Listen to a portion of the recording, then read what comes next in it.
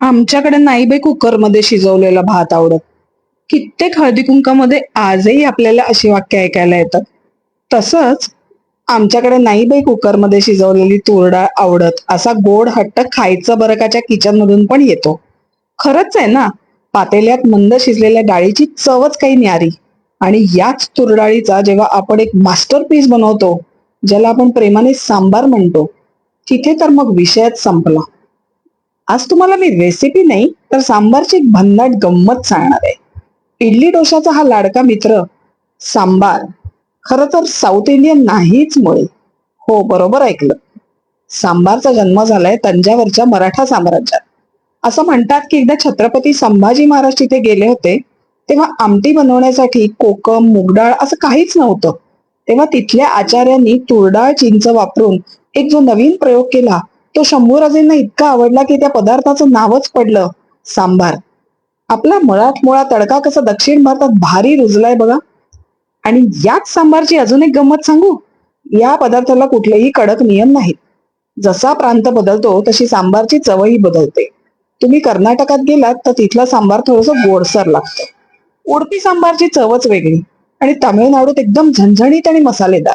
शिवाय सांबार ही अशी एकच डिश आहे जिथे भाज्यांचा कुठलाही भेदभाव नसतो. फ्रीज मध्ये ज्या भाज्या उरल्या असतील ना, त्या सांबारच्या पातेल्यात अगदी गुण्या गोविंदाने एकत्र येतात. शेवगा, लाल भोपळा, वांग, कांदा, जणू काही सगळ्या भाज्या मिळून या उकळत्या रश्श्यामध्ये एक मस्त पार्टीच होते.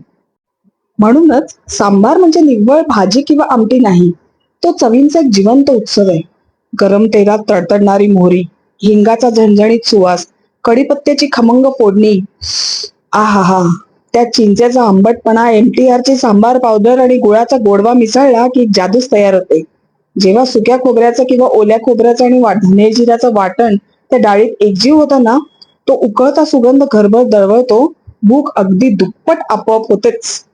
गरमागरम इडली असू दे, कुरकुरीत मेदूवडा असू दे किंवा आपला साधा वाफाळलेला भात, सांबार प्रत्येक घासाला एक अर्थ देतं. हे सगळं बघून आणि ऐकून तुमच्याही तोंडाला नक्कीच पाणी सुटलं असेल ना. मग आजच ही जादू तुमच्याही किचन मध्ये अनुभवा. हा खमंग सुगंध घरभर दरवळू द्या. घरच्यांना प्रेमाने खायला घाला. कारण मंडळी, सांबार नुसतं खायचं नसतं, ते जगायचं असतं. नक्की बनवून बघा.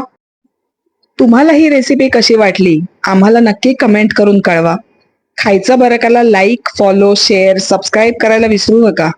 तुमच्या मित्रमंडळींना नक्की खायचं बरकाचा पत्ता द्या आणि खायचं बरकाला खूप भरभरून प्रेम द्या. खायचं बरका.